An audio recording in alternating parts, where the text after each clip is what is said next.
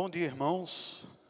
Eu gostaria de, nesta manhã, dividir a minha fala em dois, vão ser vários de dois aqui, dois, eu vou explicar, minha fala em dois. No primeiro, uma reflexão bíblico-teológica, e depois a gente vai trabalhar o projeto que nós temos diante de nós.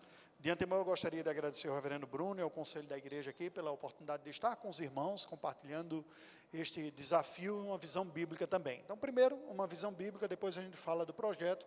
No último momento, a gente abre para algumas questões que alguém, porventura, tenha.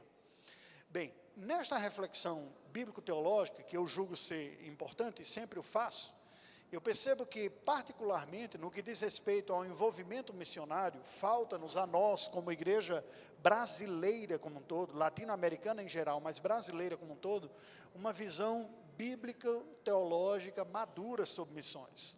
Normalmente, o tema de missões, ele é abordado muito mais com base em apelos estatísticos ou emocionais do que uma convicção bíblica a respeito desta tarefa. E acaba sendo uma coisa meio icônica assim, né? De tal maneira que quem gosta eleva muito esse assunto e diz, você não pode questionar nada.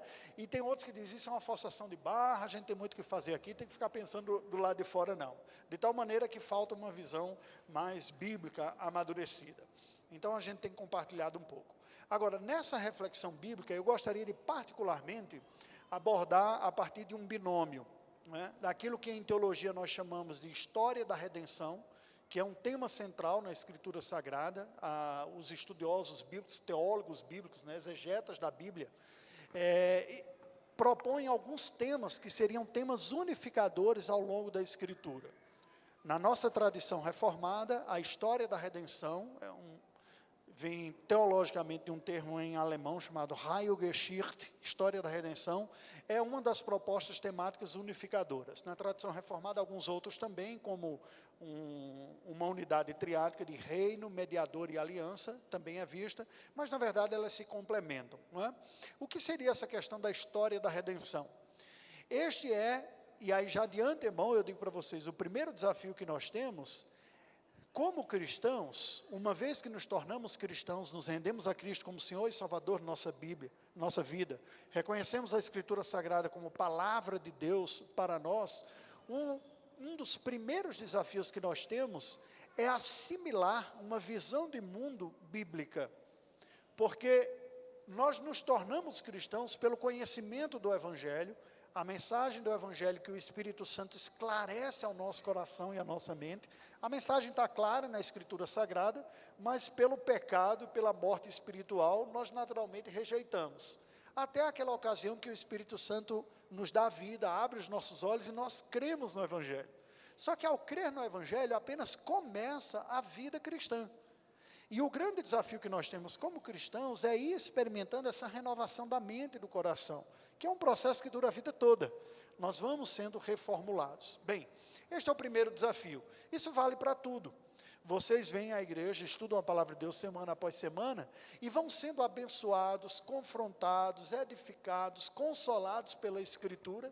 Esta é a grande bênção da vida cristã, quando a cada passo nós entendemos, o Senhor quer isso da minha vida, que eu ainda não tinha entendido direito. Né? Então, ó Deus, eu me arrependo de ter agido errado até então, te agradeço porque hoje o Senhor falou ao meu coração, e eu preciso mudar nesta área da minha vida. Não é assim que funciona? Tanto na igreja, no culto dominical, quanto no exercício devocional individual. Preste atenção, há pouquíssimo benefício quando a gente cumpre os exercícios espirituais como quem está fazendo cumprimento de tabela. Já fui para a igreja, cumpri o meu papel. Já li o capítulo da Bíblia de hoje, como se a simples leitura ou a simples presença potencializasse a transformação que Deus tem para a nossa vida. Não é assim que funciona. É verdade que a Bíblia é a palavra de Deus, e ela tem o poder de nos transformar mais do que a gente tem noção consciente do que está fazendo. Contudo, a grande e poderosa e potencialmente maior transformação vem da abertura consciente da mente e do coração. Por isso que nós começamos com a oração. Senhor, fala ao nosso coração, não é? Abre os nossos olhos, nos faz entender. Eu gostaria de me basear em dois momentos da história bíblica, e aí eu vou retomar o ponto de história da redenção. O que é isso aqui? Bem, a maneira que nós olhamos a história, a gente vive um dos momentos aparentemente, potencialmente importantes da história, né, com esse conflito lá no leste europeu, há um potencial de uma nova reconfiguração geopolítica no mundo. A gente não sabe qual o desdobramento que vai dar, e não quero ficar falando de política aqui, mas, na verdade, dependendo da sua formação, certamente você terá olhares para cada evento da história. Quem vem de uma formação política ou de ciências humanas, certamente tem todo um referencial teórico para dizer, olha, está acontecendo por causa disso, daquilo outro, e agora vai ocorrer isso, aquilo outro. Ok? O que é que nós, como cristãos, temos a ver? Nós temos que, além desses argumentos naturais, fruto da análise que Deus deu, enxergar sob um olhar cristão de dizer, acima dos governantes, como diz o profeta Daniel, Deus é quem institui reinos e que derruba também, tem um Senhor soberano na história, que está cumprindo o seu propósito na história. Preste atenção que isso é importante, não é? Eu vou tentar depois linkar com o que a gente está dizendo aqui, mas dando esse panorama geral. Significa dizer que eu reconheço a história como uma realidade que está acontecendo, mas que, porém, é a execução de um plano maior e eterno que Deus está colocando. Os seres humanos são parte desses agentes, conscientes ou não. Né? Do mesmo jeito que o profeta Isaías vai dizer que Ciro é o meu pastor e através dele vou arrebanhar e trazer de volta, e ele não tinha a mínima noção disso. Ciro cumpriu seus projetos políticos de impérios que sucede o babilônico, e ele está na cabeça dele fazendo o que, como imperador persa, a melhor política, não é? Na reconfiguração geopolítica do mundo. E o que era que Deus estava fazendo? Deus estava trazendo o seu povo de volta, depois de ter disciplinado o povo da aliança, que se endureceu no coração para não seguir essa palavra. Ele diz, vocês são meu povo, que se chama pelo meu nome, estão duros. Deus não desiste do seu povo, Ele disciplina quem ama. O povo ficou durante gerações com o coração duro. O que Deus fez? Levanta o império pagão, a Assíria e depois a Babilônia, para vir disciplinar o povo. Isaías 9 vai explicar isso. A Assíria não fazia a mínima ideia que estava sendo instrumento nas mãos de Deus, mas estava, para a disciplina. Do mesmo jeito que Ciro depois vai ser para a restauração. Percebe qual é o ponto? É isso que eu gostaria de destacar. Além do que a gente vê como evento da história, existe a mão do soberano da história cumprindo o seu propósito redentor. Abra sua Bíblia no livro de Êxodo. Eu gostaria de pontuar 2 momentos com vocês, nessa reflexão introdutória, sobre a história da redenção. Êxodo capítulo 15, a bem da verdade o 14 e 15,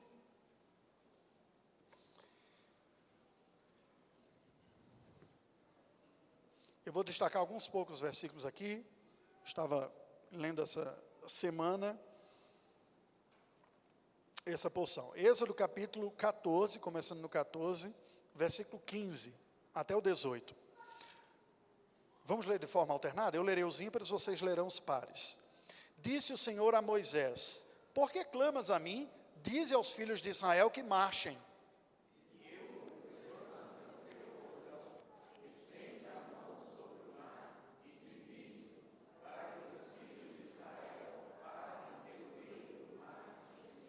Eis que endurecerei o coração dos egípcios, para que vos sigam e entrem nele. Serei glorificado em Faraó e em todo o seu exército, nos seus carros e nos seus cavalarianos.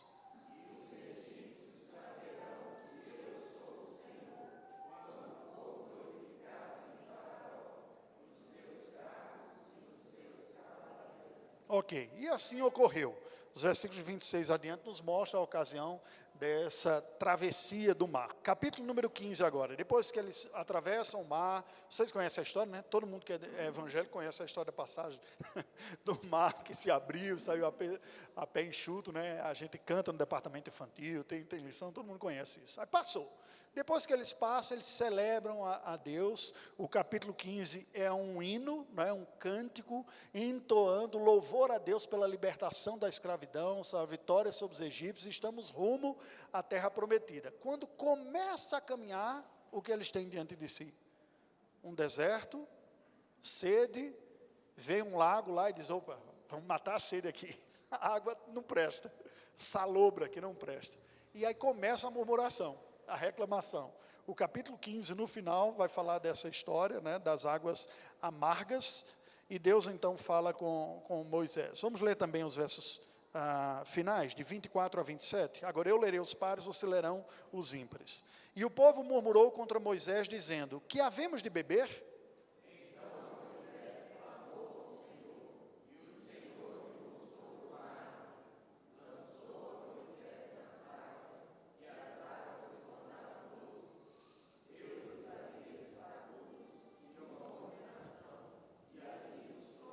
E disse: se ouvires atento a voz do Senhor teu Deus, e fizeres o que é reto diante dos seus olhos, e deres ouvido aos seus mandamentos, e guardares todos os seus estatutos, nenhuma enfermidade virá sobre ti, das que enviei sobre os egípcios, pois eu sou o Senhor que te sara.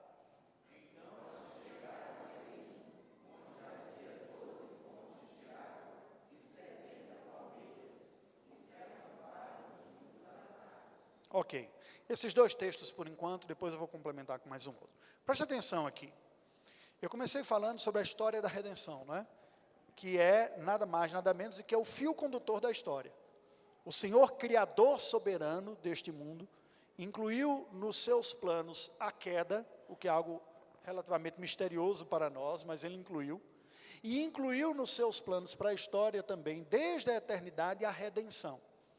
Aprove a Deus que a história como nós a conhecemos, com os seres criados à sua imagem e semelhança, nós seres humanos racionais, fôssemos seres criados com livre arbítrio, com capacidade de se rebelar contra a própria natureza.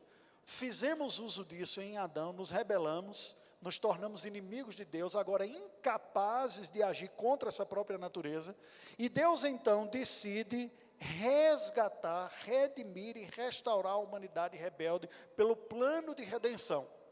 A história como nós conhecemos, preste atenção, tem esse fio condutor. Deus executando um plano de renovação e de restauração de um mundo caído e rebelde. Tudo mais vai ocorrer. Na vida de todos nós que aqui estamos, de gente que não tem a noção de Deus, tudo, tomamos decisões, levantamos de manhã, fazemos nossas escolhas, curso, constituição de família e tudo mais, mas no grande quadro geral, existe Deus executando o plano de redenção. Alguns momentos pode parecer que isso esteja distante, não é? Alguns momentos pode parecer que não há tanta sensibilidade da parte de Deus para com o sofrimento que nós experimentamos. Isso estava ocorrendo com o povo da aliança nos dias de Moisés. Quando você começa a ler o livro de Êxodo, o texto nos diz que veio uma terrível escravidão sobre o povo, e eles clamavam, e o Senhor ouviu o clamor. Mas demorou o quê? Gerações dentro desse sistema. Você fica imaginando quem cresce sob um regime de escravidão, quantas orações não foram feitas pedindo para Deus libertar, e não foi uma coisa que demorou um dia, 2 semanas, como essa guerra na Ucrânia agora, 2 meses, 2 anos, demorou mais de geração. Percebe? Até que no tempo de Deus, Deus disse, está na hora de executar a redenção. Mas presta atenção, essa salvação do povo que estava escravizado no Egito não era apenas a libertação do povo de Deus em uma geração experimentando escravidão. Ela entra na história geral da redenção como uma etapa importante da execução do plano redentor de Deus, que haveria de alcançar todas as nações. Porque desde o início o propósito do Senhor é ser glorificado em toda a criação. E Ele há de ser glorificado até na rebelião dos rebeldes, exaltando a sua glória e a sua majestade. O texto que nós lemos, que Deus fala para Moisés, é isso. Ele diz, olha, Faraó ainda vai endurecer o seu coração, e eu serei glorificado nesse que endurece o coração, mostrando o meu poder libertador. Nós não conseguimos entender completamente como é que Deus executa isso, né? Estudiosos, exegetas, teólogos se debruçam, mas não sabem exatamente qual é a dinâmica da operação da graça de Deus nos corações humanos. O que nós sabemos é, tudo que existe e acontece cumpre o propósito soberano de Deus, debaixo de sua graça, para redundar na sua glória. Até os rebeldes, instrumento para honra e instrumento para desonra. Mas paralelamente a toda rebelião, dor e sofrimento, Deus está executando o seu plano na história. Em momentos importantes em que esta história da redenção está sendo executada, marcando transição de momentos, o Senhor marca comumente com manifestações acima do comum, sobrenaturais. Não é à toa que você vai ver Paulo depois dizendo que os judeus pedem sinais, enquanto que os gregos buscam sabedoria. Porque os judeus iam a sua Bíblia, todo o Antigo Testamento, e viam que em momentos importantes Deus interveio. A criação, um momento importante, está tudo sendo criado. Manifestação absolutamente sobrenatural, Deus criou pelo seu poder.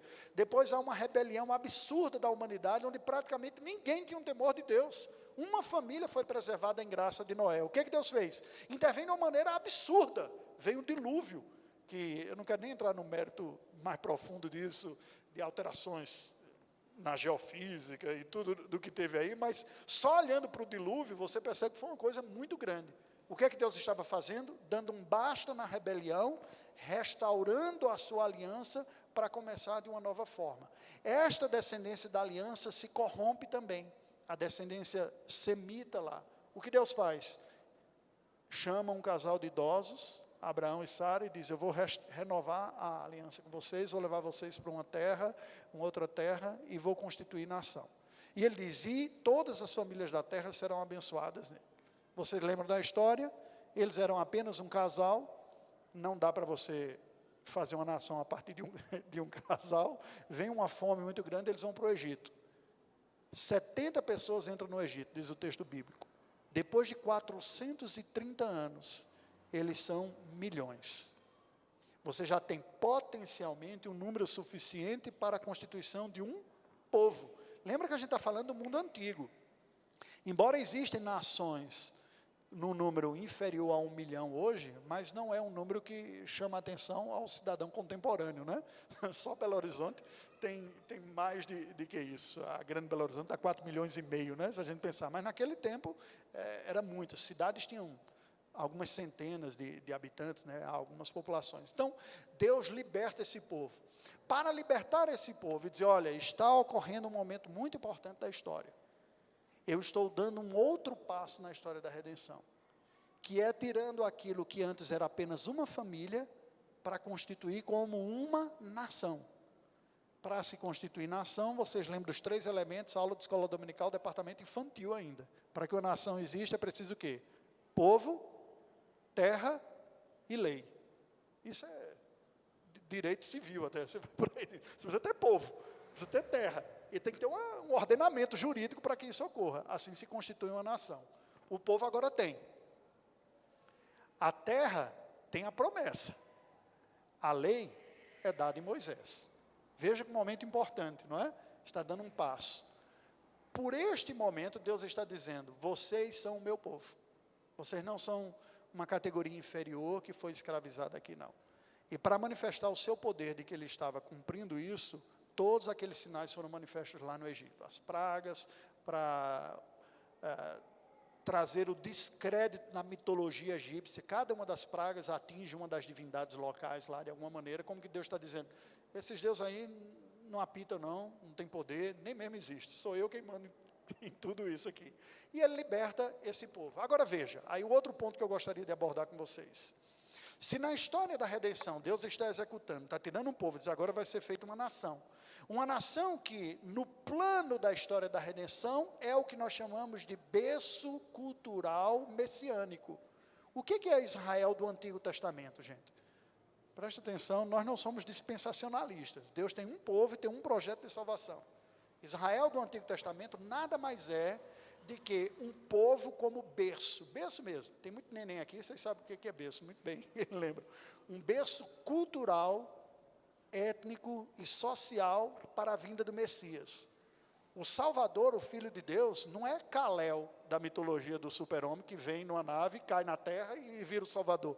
Precisaria ser criado, educado e forjado em uma cultura piedosa. Não havia cultura piedosa porque havia rebelião na humanidade. O que Deus faz? Ele vai pouco a pouco executando o seu plano de salvação.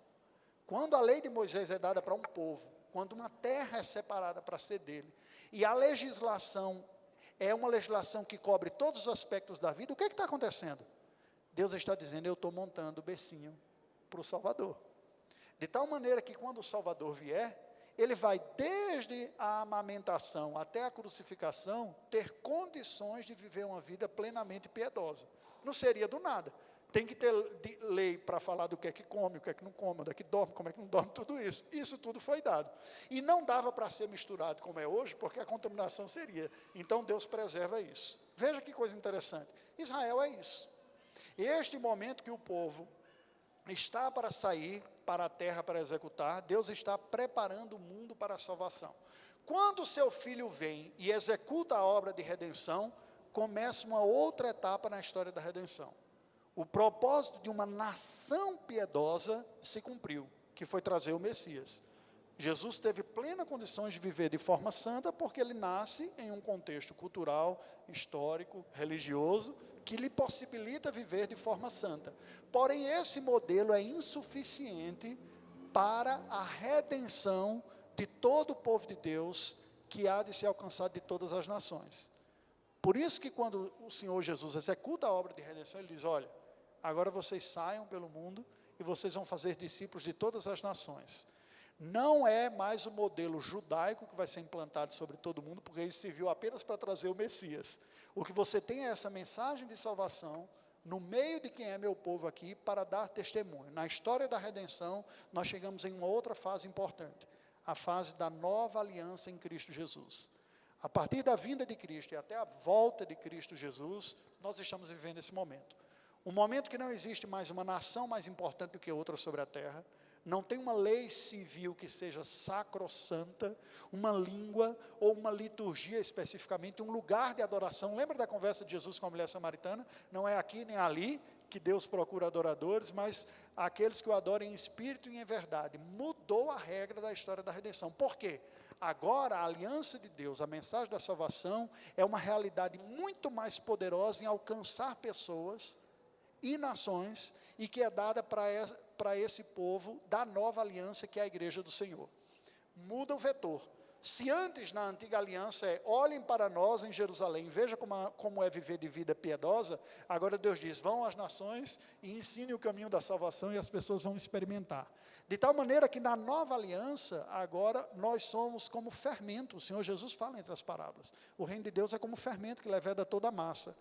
Não vai ter nenhuma nação mais no mundo que diga, nós somos a nação santa de Deus. Nossa lei civil está de acordo com a vontade de Deus, nossa política está não existe isso. Alguns querem acreditar que são. Né? Você vai ter civilizações mais influenciadas pela mensagem cristã e outras mais rebeldes. Mas o nosso projeto nunca será um projeto político, social, e sim evangélico, de levar a mensagem de redenção para o mundo todo. Tudo bem? Entendendo a história da redenção. Esse é o momento que nós estamos.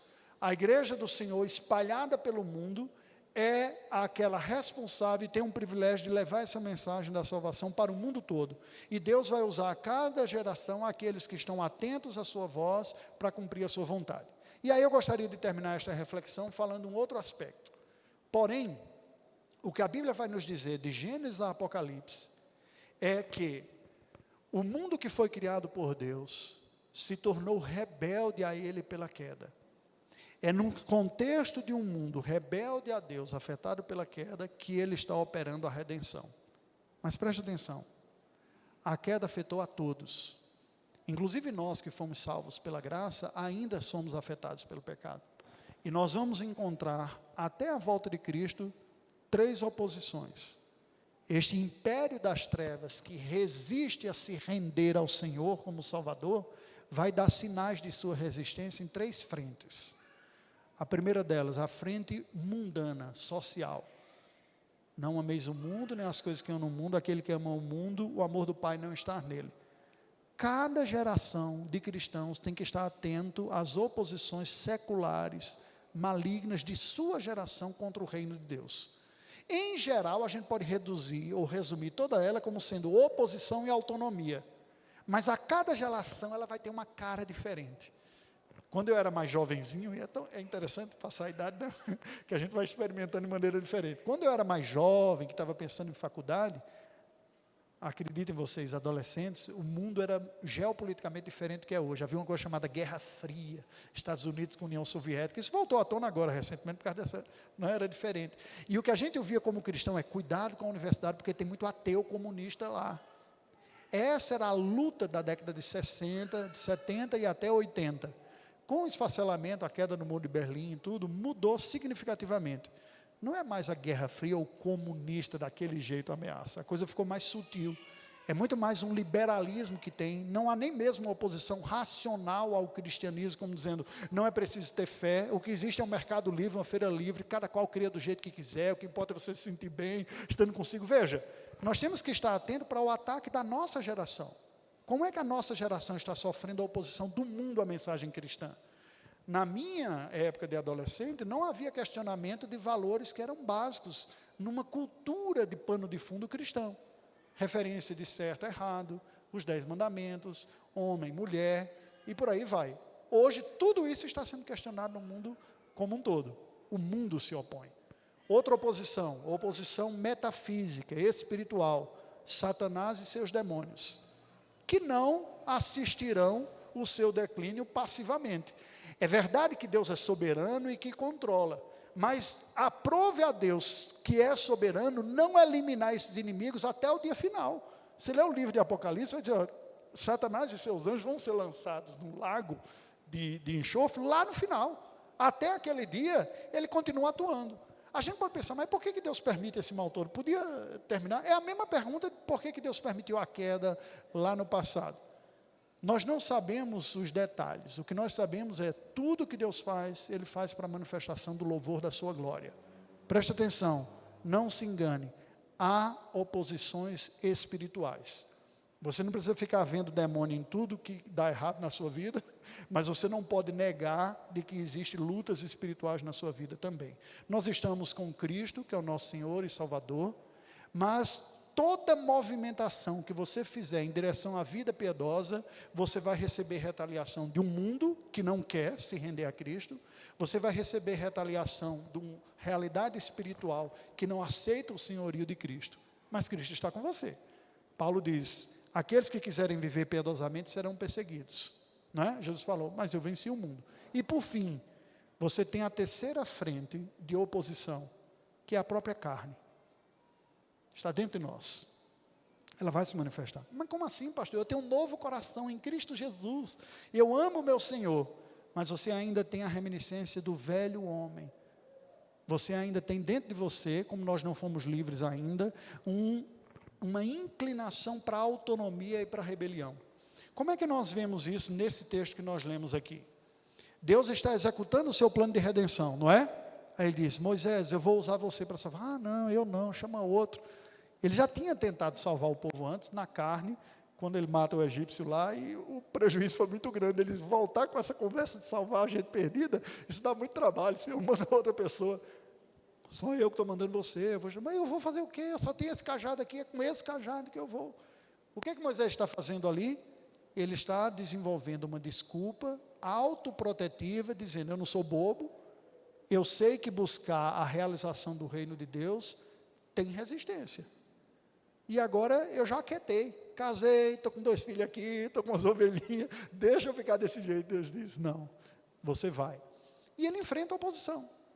Nele mesmo, enfrenta circunstancialmente, a própria Zípora se opõe, não é? Muito provavelmente uma tensão marido-mulher ali, que ela não queria que cortasse a carne do prepúcio dos filhos lá, e diz, você vai salvar o povo, você tem que ser o primeiro a obedecer. Aí ela xinga ele, você é marido sanguinário e tal. Lembra dessa história? Uma oposição que está ocorrendo. Depois, ele vai libertar o povo, oposição do faraó. Não vou deixar esse povo ir, não. Oposição do próprio povo, que diz, não, essa escravidão é muito ruim, mas a gente sobrevive. Vai enfrentar sozinho, percebe? Lá. Vamos pensar na nova aliança em Jesus Cristo. O Senhor Jesus chama os discípulos, monta o corpo apostólico, e quando está subindo ele diz, vocês vão ser minhas testemunhas, tanto em Jerusalém como Judéia e Samaria até os confins da terra. Eles vão? Não. Você lê o livro de Atos dos Apóstolos, eles seguem numa postura acomodada, minha vida está aqui, meu pai está aqui, minha avó está aqui, minha família está aqui, a gente fica por aqui mesmo. Deus, que é soberano, usa a perseguição que vem sobre a igreja para que ela comece a se espalhar pela região de Judeia e Samaria. Gente, para concluir, o que é que eu gostaria de dizer para vocês aqui nesta manhã, nesta reflexão? Presta atenção. O grande privilégio que nós temos como cristãos é discernir de que maneira eu posso cooperar com a solidificação e a expansão do reino de Deus na minha geração. Deus me colocou nessa geração, século 21, ano de 2022. Eu não nasci nessa família por acaso, nem nesse país por acaso, nem tenho a profissão que eu tenho por acaso, não. De que maneira, acima de tudo, a minha vida deve estar enlaçada e cooperando com a glorificação do nome do Senhor, o conhecimento do Senhor e a expansão do seu reino sobre a face da terra. Agora, ao fazer essa pergunta, não seja ingênuo. Ao buscar responder a esta pergunta, você vai enfrentar oposições da sociedade, se você quiser viver para a glória de Deus, no seu trabalho, no seu bairro, na escola que seu filho estuda, você vai encontrar dificuldades. Você vai encontrar espirituais no meio desse caminho, e você vai encontrar dentro de você mesmo. Em alguns momentos você vai cansar, dizer, eu não quero, é muito difícil. Por isso que Jesus disse, quer vir após mim? Tome a sua cruz, negue-se e siga. Particularmente, eu confesso para vocês o seguinte, desde os dias da adolescência, quando eu ouvi a mensagem do Evangelho e criei, eu tenho dentro de mim uma convicção profunda de que o reino de Deus é a realidade mais poderosa que existe e é a realidade final. Impérios, riqueza, tudo que você, de sucesso construir aqui, fica aqui. Agora o conhecimento de Deus vai por toda a eternidade.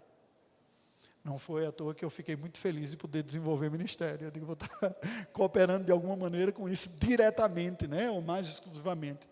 Então preste atenção.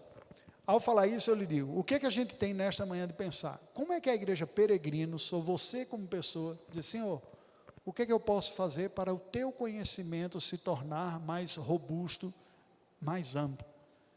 O que eu posso fazer para que tu sejas honrado através da minha vida? Isso deve afetar a maneira como você vê o seu trabalho, como você vê a importância da educação. Protestante, conservador, tende a valorizar muito a educação. Mas preste atenção, às vezes pela forma errada. Às vezes é por um valor muito mais secularizado, de prepotência intelectual, dizer, você vê a formação do meu filho. O que a gente tem que pensar é instrumentalização. Aí eu lembro um pouco, você e a Renata, conversando, né, sobre a questão da educação, os filhos como flecha. Para que a gente capacita? Para servir no mundo, para a glória de Deus. Não é para simplesmente dizer, olha o conhecimento que tem. Sim, e daí o conhecimento é instrumento, como nossa vida é instrumento. Aquelas pessoas que perceberam isso, dizer, o que são meus filhos? São filhos da aliança. Não são minha propriedade genética, carregam a minha carga genética, mas que em última instância é geneticamente espiritual do Pai, que me confiou pessoas para que a obra do seu conhecimento e da sua glória se perpetue nas gerações seguintes. É triste ver como famílias que professam a fé cristã têm uma preocupação às vezes muito mais secular com relação aos seus filhos do que espiritual. Pensam muito mais com custos financeiros ou em sucesso acadêmico do que em capacitar para viver para a glória de Deus. Que não seja assim entre nós. Deus está executando o seu plano de redenção. Nós estamos na chamada última hora, entre a vinda de Cristo e a volta de Cristo. O seu reino está se expandindo. Você faz parte disso? Com oração, com testemunho, com contribuição, com participação. Vocês são uma igreja nova, há muito trabalho a ser feito aqui, mas certamente também haverá outras oportunidades que a providência divina vai dirigir o conselho aqui, de novos pontos de pregação e outras necessidades também. O reino de Deus nunca é feito monopontualmente, assim, eu estou fazendo trabalho aqui e não tem mais nada, não é assim. Jesus disse, sereis minhas testemunhas tanto em Jerusalém, Judeia, até os confins da terra. Era isso que eu gostaria de compartilhar inicialmente. Agora eu gostaria de falar para vocês um pouco do projeto que nos foi proposto. Pode passar aí. Apresentar-nos um pouco, não é?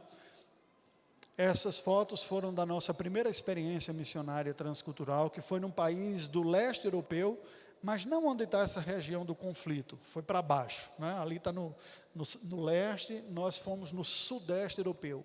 A Península Balcânica, o país chama Albânia, era um país socialista também, como todo o leste foi, mas com algumas peculiaridades. Um país pobre, um dos mais pobres daquele continente, com um nível de desenvolvimento equivalente ao estado de Alagoas, nosso aqui. País de maioria muçulmana, 2/3 da população era muçulmana, e nós fomos para lá. Enfrentamos algumas dificuldades, acabamos sendo remanejados. Essa é uma foto, isso mudou completamente. Eles tiraram essa grama da praça central, lá da cidade de Tirana, pavimentaram, virou uma grande praça pública hoje, né, depois que a gente saiu. Pode passar, adiante. Depois nós tivemos uma passagem curta por Portugal, mas por alguns motivos de algumas dificuldades que não foram resolvidas, nós entendemos que era hora de recuar, voltar para o Brasil, cuidar de nós mesmos, cooperar um pouco no contexto da primeira igreja que solicitou esse apoio. E assim nós regressamos, mas com o desejo de um dia voltar ao campo missionário também. Então, isso foi o que marcou esses 5 anos que nós estivemos aqui, como pastor auxiliar na primeira igreja de Belo Horizonte, cooperando no momento de estabelecimento, normalização, pacificação da igreja. Foi esse período que vocês foram organizados como igreja aqui, né? Filha nossa, mas também cuidar de nós mesmos, até chegar ao ponto de dizer, nós temos condições de regressar ao campo. E parece que essa ocasião chegou, pode seguir adiante. E aí, desenvolvendo o ministério, eu tenho algumas fotos do ministério aqui, né? Conferências missionárias que eu acabava sendo convidado para dar. Eu fui professor no seminário na área de missões também, de tal maneira que, mesmo desenvolvendo o trabalho pastoral local, parece que essa imagem nunca ficou desassociada. Nem no meu coração nunca ficou, nem no dos outros também, porque assim, 70% dos convites que eu recebi era para falar de missões. As disciplinas que eu dava no seminário eram todas de missões. Então as pessoas olhavam para mim e diziam, aquele é o pastor das missões. Mas não descolou, né? Embora fosse trabalho pastoral que a gente tivesse desenvolvido. Pode seguir, adiante. Aí nós nos apresentamos à APMT depois do conselho da igreja aprovar esse nosso desejo de regressar ao campo missionário. Há uma convicção que eu tenho no meu coração, é que o trabalho missionário não é um trabalho individual, não é a pessoa que faz, é a igreja que faz, e daí a importância que eu dou à comprovação da igreja local da vocação. Isso vale não só para a gente identificar o vocacionado para o ministério pastoral, né? Quando diz, não basta a pessoa dizer, eu quero ser pastor, né? A igreja tem que olhar e dizer, olha, faz sentido. A mesma coisa é o trabalho missionário também. Por mais agonia que eu sentisse no meu coração, que eu queria voltar logo, mas nós aguardamos o tempo desta convicção vir sobre o conselho também. E esse momento chegou. Aí nós nos apresentamos à APMT, com um convite que tinha sido feito. Eu disse, não, esse convite aí não vai dar não, mas a gente tem um outro desafio para propor para vocês, que é o Panamá. E foi aí que surgiu o projeto Panamá, que foi aprovado em 11 de fevereiro do ano passado, pela Agência Presbiteriana, que é apenas uma mediadora, gente. Tem muita gente que pergunta, a APMT, ela envia, ela manda, ela paga, ela é uma mediadora. Hoje, como tem crescido o número de missionários que tem, a agência já há algum tempo ela não consegue repassar nenhum real para os projetos que tem. Recolhe a metade do INSS e uma alíquotazinha para um seguro de vida, mas 100% do projeto propriamente dito é levantado pelo missionário junto às igrejas parceiras. Isso é importante ser dito, porque tem gente que acha que a PMT paga os missionários, né? Isso não existe. Ela media, assim, de tal maneira que uma igreja diz, olha, é um missionário da agência presbiteriana, aí fica mais confortável de poder fazer. Eles lançaram esse desafio, que foi lá no Panamá, né? Pode seguir, adiante. Vamos apresentar um pouco. Dessa vez ocorreu o inverso do que é o ideal, né? O ideal é, ao você ter o vislumbre de um campo, você ir visitar, né? Ver como é, beber da água, andar no meio do povo, saber como. Mas como essa trajetória veio no meio de uma pandemia, lembra? 2 anos que nós estamos aí. E estava com fronteiras fechadas. A gente só conseguiu ir para lá em novembro do ano passado para dar uma olhada no que é. Mas até isso a coisa foi acontecendo, né? O projeto foi apresentado.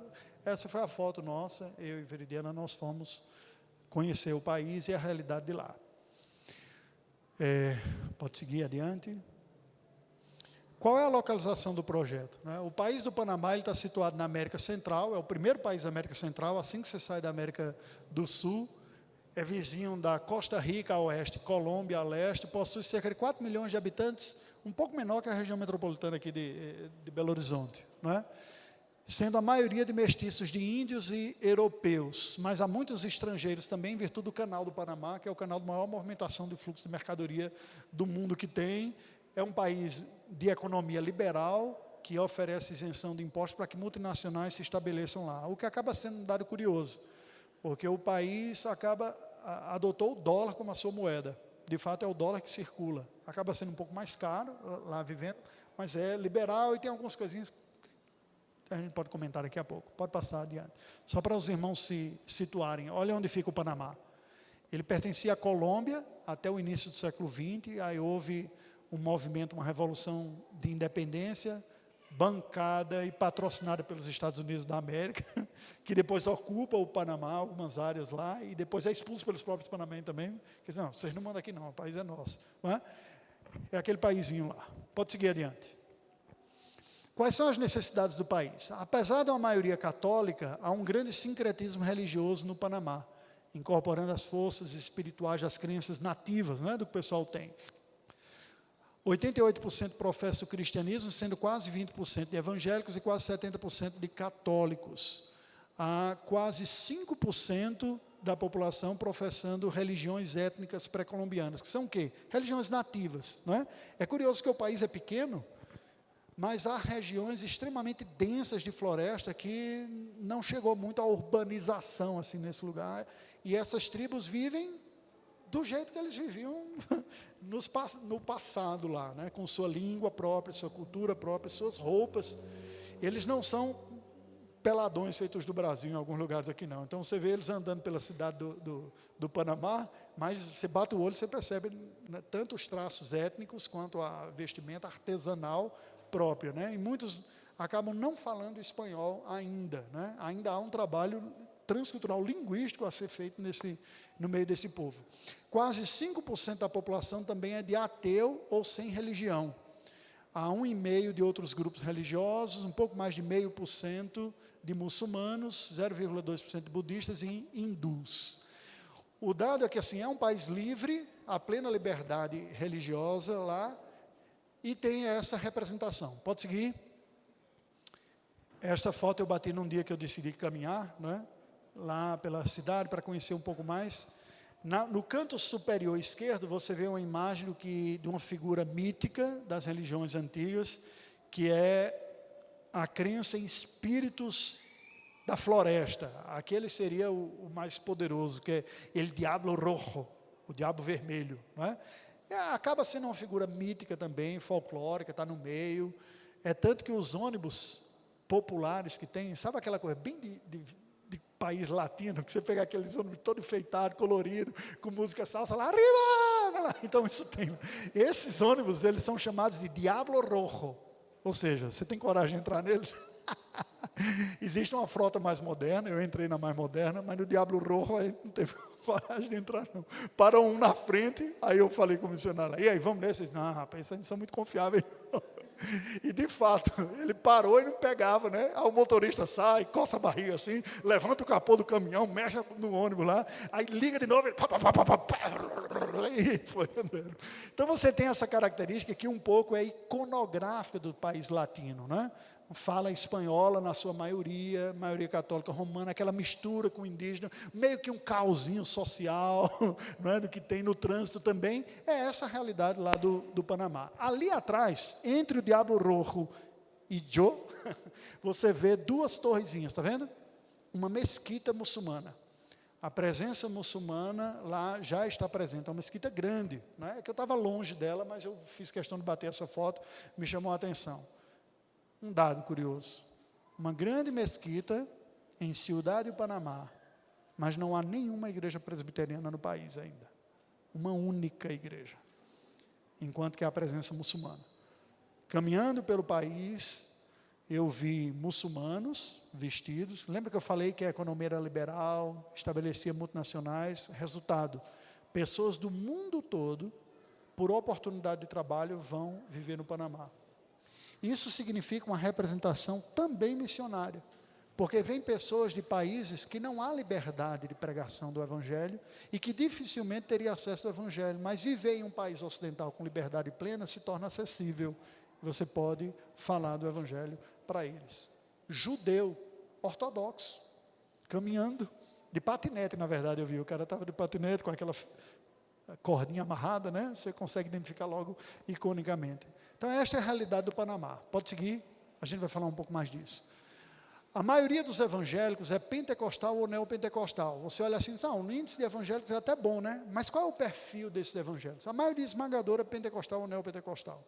Sabe dessas igrejas de bispo, de apóstolo, que a gente caminha um templo grande, um outdoor imenso, dizendo, apóstolo fulano de tal, vem aqui e receba a sua bênção. Né? Cura garantida em 7 semanas. Por aí vai. Este é o conhecimento que tem.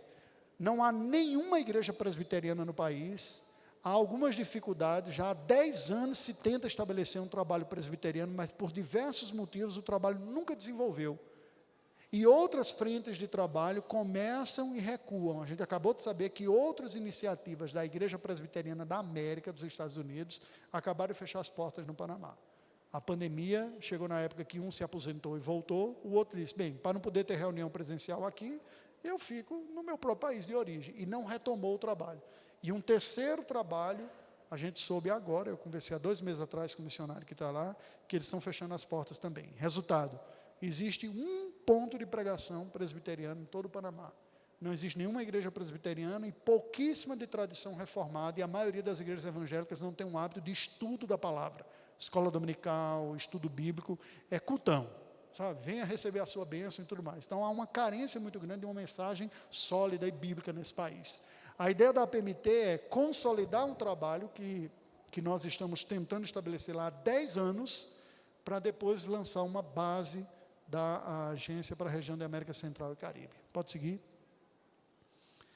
Aí, dando um zoom naquele quadrinho, né? O país do Panamá, com destaque a cidade do Panamá, nesse retângulo menor, que fica às margens do Pacífico, numa configuração geográfica atípica, né? Ela faz essa curva assim, o Pacífico fica ao sul. Pode seguir.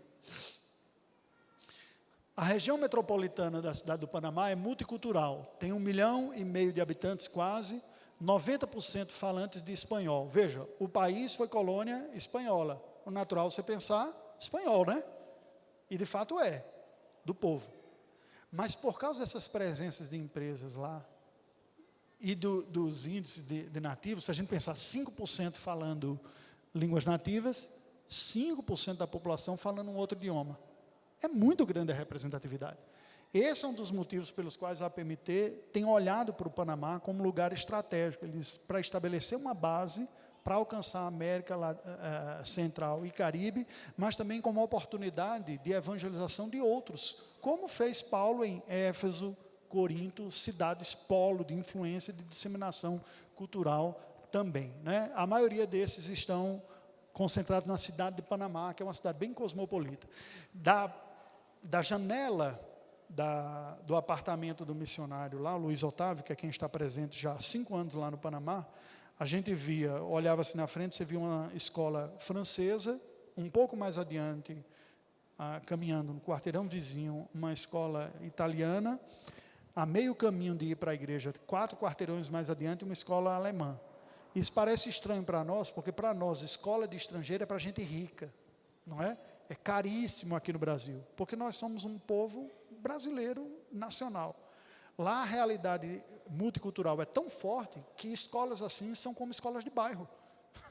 Tem tantos imigrantes lá que assim, eles dizem, não, eu estou trabalhando aqui na empresa, mas um dia eu vou voltar para o meu país, e se o meu filho não for alfabetizado na língua nativa, ele está no osso, né? Resultado, existe essa diversidade toda. Isso vai aparecer até no trabalho, vocês vão ver. Passam um pouco mais adiante. Aí é uma foto do centro antigo, chamado Casco Viejo, que foi colônia espanhola. A Espanha fazia do Panamá o canal, o lugar, não havia o canal ainda, o canal é só no início do século XX. Mas como é a parte mais estreita do continente americano, era por lá que a Espanha escoava o espólio da exploração que vinha do Peru, do México e tudo. Então foi assim que surge o canal, surge a cidade do Panamá, surge como uma vila para receber, cruzar aquela parte de floresta de termo de 60 a 80 quilômetros e levar para a Espanha. Vocês conhecem um pouco de história, né? Sabe dos tantos navios que foram derrubados na região lá, de onde vêm os piratas, né? E tal. Piratas do Caribe, de onde é que vem? Exatamente por causa disso daí, não é? Enfim, assim, historicamente tem um desafio interessante. Pode seguir. Qual é o propósito do projeto? Consolidar uma pioneira denominação presbiteriana e reformada no Panamá, com vistas a se estabelecer uma base da APMT que coordene o trabalho na América Central e Caribe. É este o desafio que foi dado. Do mesmo jeito como nós cooperamos para a consolidação para o trabalho na Albânia, apesar de curto e da limitação linguística que nós tivemos, a APMT nos desafiou a cooperar com essa consolidação. Como eu falei, há vários motivos que cooperaram, desde o problema de saúde com o missionário que foi para lá, que veio a morrer, inclusive, desenvolveu câncer e veio a falecer, né? Até outros, o trabalho não se desenvolveu. Então, eles lançaram esse desafio. Pode seguir, adiante. Aí, uma foto do domingo, quando a gente foi lá, a ocasião da escola dominical, vejo que é um grupo bem pequeno. Você pode perguntar, pastor, o que é que tem hoje lá no Panamá? Um ponto de pregação. 18 pessoas reunidas, é isso que tem. Por vários fatores, como eu falei, de histórico, de doença, de pandemia, de briga até. Teve outro grupo, veio lá supostamente para ajudar, aí leva uma facção, e tira e rouba a metade dos crentes que estavam. Então, assim, tem uma série de dificuldades. Hoje, a gente tem isso aí. Pode seguir. A missão que nós estamos nos propondo é testemunhar de Cristo através de uma boa aculturação nossa, integrando vida e ministério, pelo desenvolvimento de uma comunicação linguística, visando a divulgação do Evangelho de Cristo, para formar discípulos com uma sólida cosmovisão bíblica e reformada, que é algo que carece no país. Pode seguir? Aqui tem uma outra foto, agora após o culto, com outras pessoas. Ali era um grupo e aqui é o outro grupo. Esse é o grupo como um todo, como eu falei, de cerca de 18 pessoas. Detalhe, lembra que eu falei da característica bem cosmopolita da cidade do Panamá? Este ponto de pregação nosso tem essa cara. Há venezuelanos, colombianos, brasileiros, o que não tem é panamenho. Tem poucos panamenhos, né? E panamenhos também. Então, é um pouco dessa cara aí está presente. Pode seguir.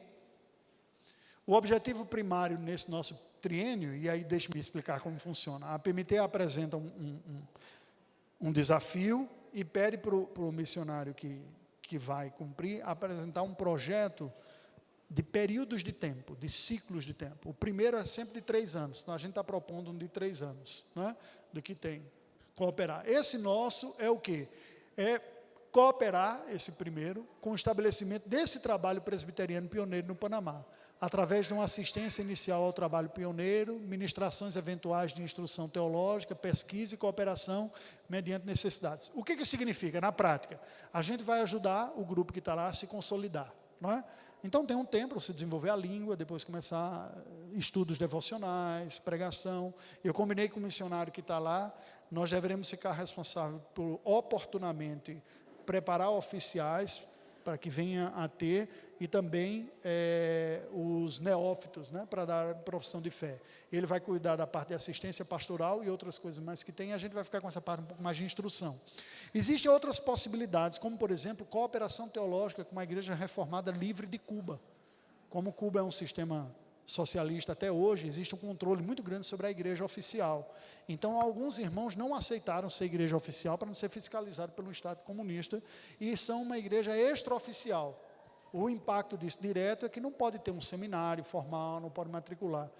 E são esses grupos que têm solicitado auxílio, e uma das coisas que nos foi proposta é que a gente possa também cooperar, dando, como está perto, né? Se eu falar do Panamá para ali, um pouquinho vai dar algum treinamento. Pode seguir, adiante. Essa é uma foto no centro da cidade também, pode seguir adiante. O objetivo secundário, como é que a gente vai atingir esse primeiro, né? Buscar uma aculturação primeiro da família, depois servir progressivamente, devocionais, estudos, até no final dos 3 anos, ver um potencial ponto de pregação para uma futura expansão. Percebe? Começa trabalhando ali, desenvolve, mas aí pela providência divina, esperando uma ocasião que diz, olha, tem uma área, algumas pessoas que a gente contatou, em tal lugar que pode ser uma futura ponto de pregação para ir ampliar e assim consolidar o trabalho também. É isso que a gente está se propondo a fazer. Pode seguir, adiante. Aí uma foto na cobertura do prédio onde eles vivem, que mostra uma área bem habitada, densamente habitada. A cidade do Panamá tem um contraste muito interessante. Tem aquelas ruínas que eu falei de uma parte histórica antiga, mas por outro lado tem uma parte extremamente moderna. O que há de arquitetura mais moderna está nessa parte próxima de onde a gente está vivendo, onde eles estão vivendo aí. Pode seguir? Também. Os alvos cronológicos, final do ano passado, divulgação, início desse ano também, a gente espera mudar em 25 de abril para lá. No segundo semestre, começar um processo de aculturação, iniciando a cooperação no trabalho local lá. Pode seguir adiante? Aí eu falo da parte de preparação teológica, que oportunamente a gente deve fazer também. E o ano de 2023, crescendo no envolvimento das atividades feitas lá e na língua espanhola também. Até 2024, o último ano, novos estudos bíblicos domésticos, buscando identificar melhores potenciais pontos de pregação e fazendo algumas incursões para ver outras oportunidades na região também. Bem, é isso. Pode seguir? A ideia da agência é que, a partir do Panamá, se estabeleça uma base da APMT para toda a região da América Central e Caribe, porque há apenas um outro trabalho, se não me engano, é na Guatemala, iniciado agora. Então, a ideia é estabelecer uma base a partir do Panamá, para ver as necessidades dos outros países ali vizinhos também. Pode seguir? Adiante. E aí nós pedimos a você que se coloque diante de Deus em oração, considerando a possibilidade de se tornar um associado nesse projeto Panamá. Nós nos colocamos à disposição para explicar qualquer dúvida mais ou maneira que vocês queiram. Em linhas gerais é isso, gente. Eu gostaria de, se possível, abrir para alguma pergunta, duas, eu acho que pode ser?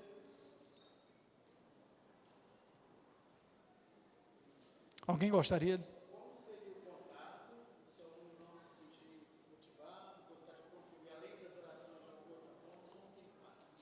Bem, primeiro, eu diria assim, busque a orientação do seu pastor e do seu conselho, como é que a igreja conduz isso aqui, a primeira orientação que eu dou. Se você quiser receber informações, você pode entrar em contato, eu acho que vocês têm meu contato e WhatsApp, por enquanto, é esse número do Brasil, né? Depois vai mudar. Nós criamos está começando, semana passada mesmo, a gente criou uma conta no Instagram, para ir notificando as pessoas também, chama Projeto Panamá. Tem conta no Facebook. Se você quiser receber informação, aí você me passa o seu endereço, o seu e-mail. A gente tem uma lista de contato que fica apresentando os motivos de oração.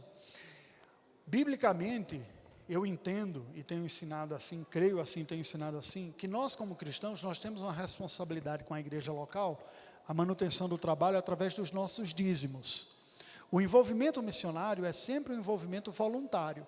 É alguém que diz, olha, Deus me deu, eu quero tomar parte nesse projeto aqui também, com uma oferta voluntária, pontual, mensal, anual, é de acordo com a inclinação de cada coração. O ponto que eu entendo que biblicamente existe esse é um desafio da igreja toda, não é meu exclusivamente. Eu nem acho, com toda honestidade, sem falsa piedade, né, falsa humildade aqui, eu não estou indo no campo missionário por acreditar que eu e a minha família sejam as pessoas mais qualificadas para o trabalho. Não é não. Eu conheço pessoas que são, aparentemente, dentro do conhecimento que a gente tem, com melhores capacidades emocionais, físicas e até espirituais de fazer esse trabalho. Percebe? Você faz parte tanto quanto nós, com sua oração, com sua contribuição, voluntária. Aquilo que quiser. Então, sendo assim, entre em contato. A orientação que a APMT dá, e a que a gente dá também, é que quem for fazer a contribuição, faça preferencialmente pela própria APMT. Você entra lá, procura missionário, gera boleto, porque é a melhor forma da gente resolver as questões financeiras e fiscais depois, porque a própria APMT já recolhe os impostos e tudo, fica melhor até para controlar eles e nós também, percebe? No entanto, aquela história, quem oferta é quem diz, né? Como é que vai ofertar e quanto, tá bom? Não sei se eu respondi.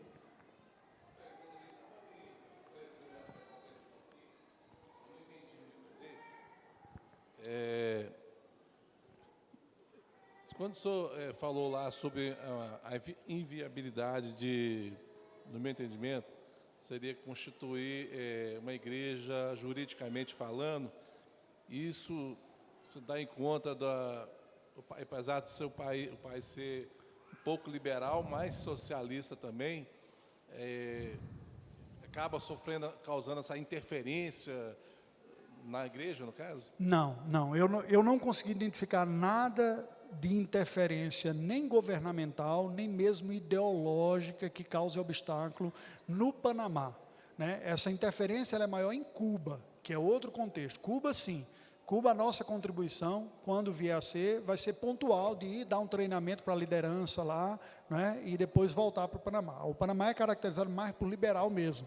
Quando você anda pela cidade do Panamá, a gente não saiu da cidade do Panamá, a gente percebe, né, ainda reminiscências da influência americana, com outdoors e tudo, o uso do inglês está presente, mas o povo fala espanhol mesmo.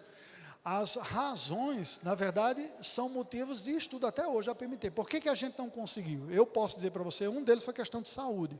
O missionário pioneiro que chegou lá foi tendo um declínio na saúde ao longo do tempo, solicitou apoio da agência, mas como a agência não banca, ela não pode dizer, estou mandando o missionário agora. O missionário é que levanta o recurso. E lá é um lugar relativamente caro. Então, não foi fácil conseguir, não é? Recentemente, eles ampliaram mais esse apelo para outras pessoas, fazendo diretamente o desafio para ir para o Panamá, como foi o nosso caso também.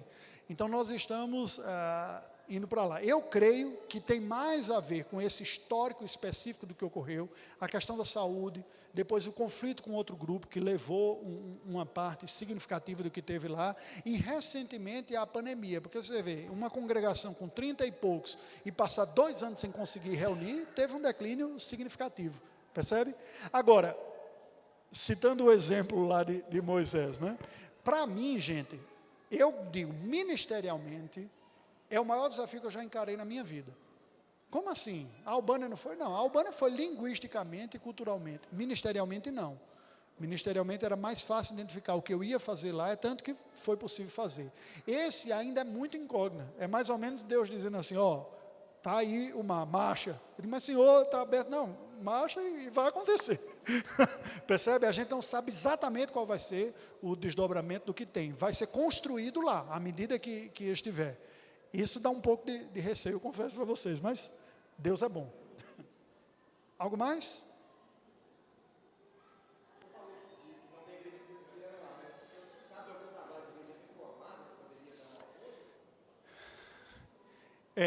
Aí entra naquele velho debate do conceito de reformado, né? Então, se a gente colocar em níveis, em escalas, o que a gente sabe é que tem algumas igrejas batistas, vamos pegar do ramo um pouco mais próximo, históricas. A igreja metodista possivelmente seja a igreja histórica mais bem consolidada no Panamá, ao ponto de ter um colégio metodista imenso. A gente foi até ver lá a possibilidade dos meninos estudarem e tudo, mas metodista é linha arminiana, né? Bem diferente. Algumas igrejas batistas são assim, de soteriologia calvinista, e isso é o que tem mais perto de reformado que tem, né? Percebe? Temos alguns desafios, deixa eu apresentar de antemão para vocês. Orem primeiro, pedido, e aí eu encerro com esses pedidos aqui, tá? Há 2 meses atrás, nós fomos visitados pela Covid-19 lá em casa, né? Me restou algumas sequelas, né, que afetou um pouco neurologicamente e cardiologicamente também, segundo consultas recentes, resultou num desmaio, essa cicatriz aqui foram alguns pontinhos que a gente ganhou aqui na testa, atrás também, e alguns outros efeitos. Então, orar por essa recuperação, a gente está fazendo um resto de consultas aí para ver o que é que tem que fazer, enfim, esse é o primeiro. Depois, do ponto de vista educacional, nós não sabemos exatamente como vai ser a questão da educação lá, ninguém sabe. Quem está lá não sabe, porque tem filhos menores, para eles não foi problema, mas para nós há um desafio, não se sabe exatamente como fazer, a gente fazia a educação domiciliar aqui, então tem algumas dificuldades. Outro, não se sabe como a gente vai conseguir visto, acreditem, ninguém sabe, né? Nem advogado, nós consultamos advogado, teve 2 reuniões com a equipe, não se sabe como é. Esta congregação, até hoje, não está oficialmente instituída dentro do país. Há uma burocracia que foi piorada pela pandemia, e recentemente, Veridiano me falou, que a Janete disse que o governo pediu mais uma alteração no estatuto. Quer dizer, isso tende a dificultar um pouco também a solicitação do visto, porque se você tem uma instituição através da qual você vai pedir, fica mais fácil. Então, nós temos algumas dificuldades educacionais, algumas dificuldades burocráticas de visto, e algumas ministeriais também, e de saúde também. A questão de saúde lá não é uma coisa também fácil. Então, assim, temos um pacotinho de desafios significativos aí, que nós pedimos que vocês orem por isso. Fala, Veridiana. 6. É uma cobra para mim isso aqui.